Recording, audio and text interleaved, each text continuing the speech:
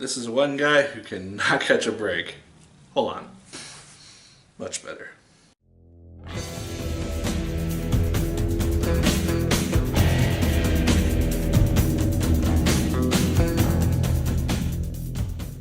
Hello once again, watchers of good movies. My name is Nick Pell and this is once again coming from my apartment. Now today we are going to be talking about the film John Wick Chapter 2. Now this film came out back in February of this year, so most of you who are watching this have likely seen the film by now, but I did not get around to it. There's a theater now close to me which does later or earlier released movies per se, and so I got a chance to see it for fairly cheap, and so here's the review.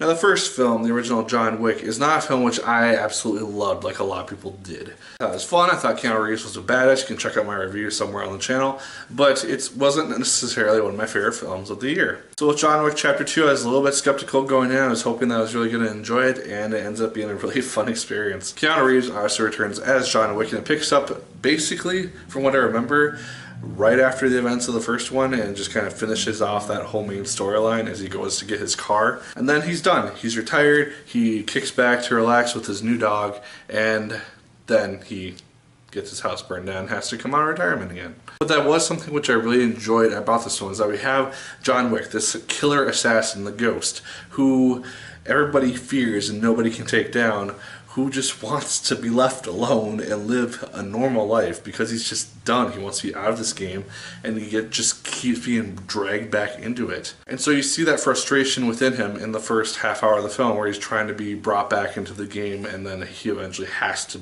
go back into it because he's more or less forced to.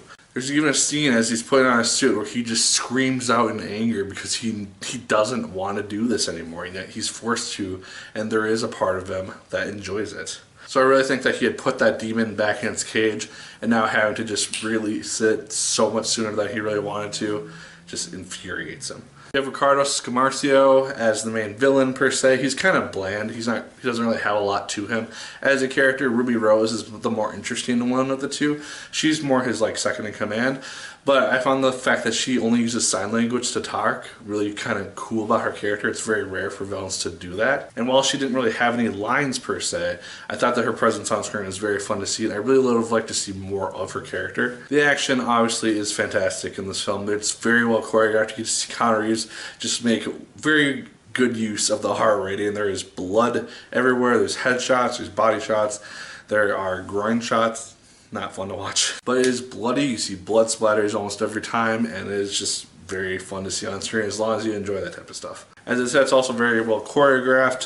There are a lot of just one-shot things where Keanu Reeves is just taking guys out without any cuts, and it's really neat to see that on screen because action films like to use their cuts often enough, and so it's nice to see this film take advantage of that. That said, I did find some points where it was very obvious that things were choreographed because it just seemed like actions were slowed down or just kind of going at like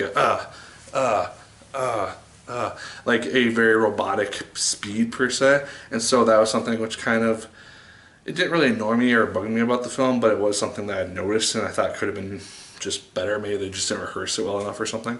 But a lot of this film focuses on the hotel and the idea that, oh hey, this is a peaceful place, you don't get to do any contracts or any hits here.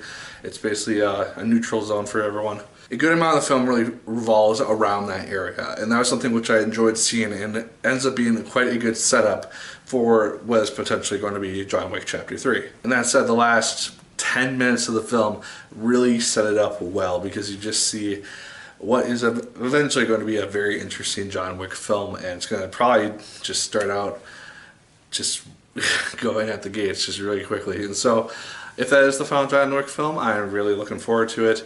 I had a fun time with this one. It's not, again, film of the year in my opinion, but it was definitely a fun popcorn flick, fun action flick, and as long as you don't think about it too much, it works really well. So guys, those are my thoughts on John Wick Chapter 2. Let me know yours in the comments down below. Did you like it as much as I did? Did you hate it more than I did? Are you going to get it on Blu-ray, DVD when it comes out in a couple months here? Let me know. Like, share, comment, and subscribe once again if you so choose. I appreciate it immensely. And as always, people, my name is Nick Pell, and once again, keep on watching.